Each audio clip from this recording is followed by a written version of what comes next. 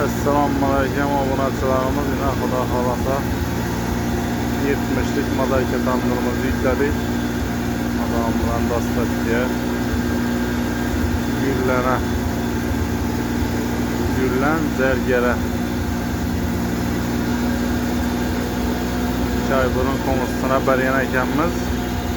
Biz ochiqda konusu maqtabdi ekan, shuning uchun konuslarimiz zakasat tutdi.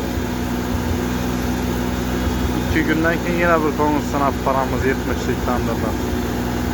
2 güne pul keladi deb tutdilar O'riston, shuning uchun tutdilar.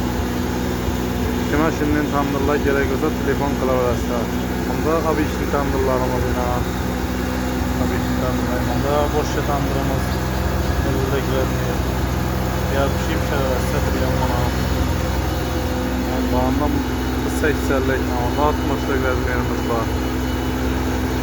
Kime şimdi zakasına tandırlar gerek olsa telefon qilaverasizlar.